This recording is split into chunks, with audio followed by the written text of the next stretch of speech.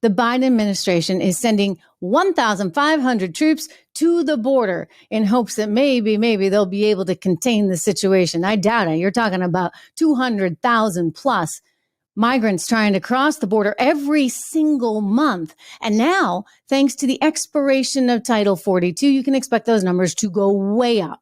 What is Title 42? Well, that was something that was put in place during the Trump administration to prevent people from coming into our country that were seeking asylum and saying, hey, I'm going to hang out here in the U.S. while I wait for this whole asylum thing. They put an end to that because of, well, what happened in March 2020. And so as a result, all of these people have been told you got to stay in Mexico if you're filing for asylum in the U.S. So we've already got like 200,000 a month coming in right now with Title 42 in place. What's going to happen on May 11th when Title 42 goes away? Biden has been under tremendous pressure from many on the left, many immigrant advocates saying, you got to get rid of this Title 42. It's not working. It's not right. It's not who we are. So he's folding here. He's getting rid of it.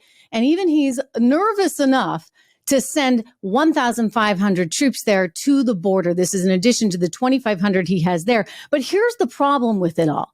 These are not people that are going to really be able to say, okay, you're not coming in. These are people that are just supposed to observe. It's like the UN going in, right? And observing. They're just going to observe and say, okay, like how serious is this problem? It's like we got McKinsey consultants or Booz Allen. Remember I told you yesterday how $50 billion in the 27 months Joe Biden's been in office has gone to all those fancy schmancy consultants? This is like the fancy schmancy consultant aspect to Border Patrol. So they're going to go down there. The deployment is expected to last 90 days only, and they're not going to be involved with any law enforcement work.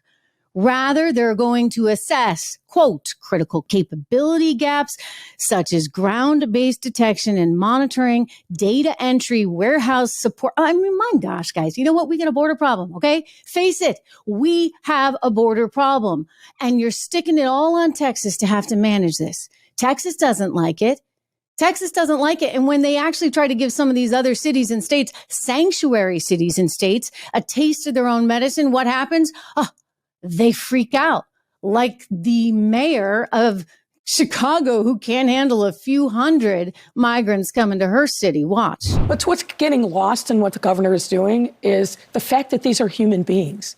In any other emergency, you would be coordinating, you'd be collaborating, you'd be talking about specifically what the needs of the people are. We've seen people come off of these buses that he has sent who are victims of sexual assault, who have serious medical conditions that can't be dealt with by the paramedics that we have on site. They've got to be rushed to the hospital. Women who are in such an advanced stage of labor, they literally get off the bus and give birth within one of our facilities.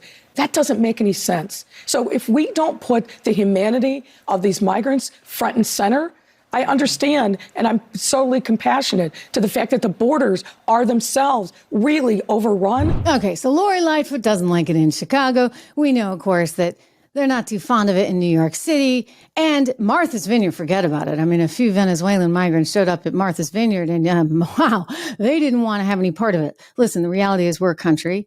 And as a country, we have to have borders. Like it or not, I'm sorry, you just have to have borders. You have to know who is in the country. These people are insane.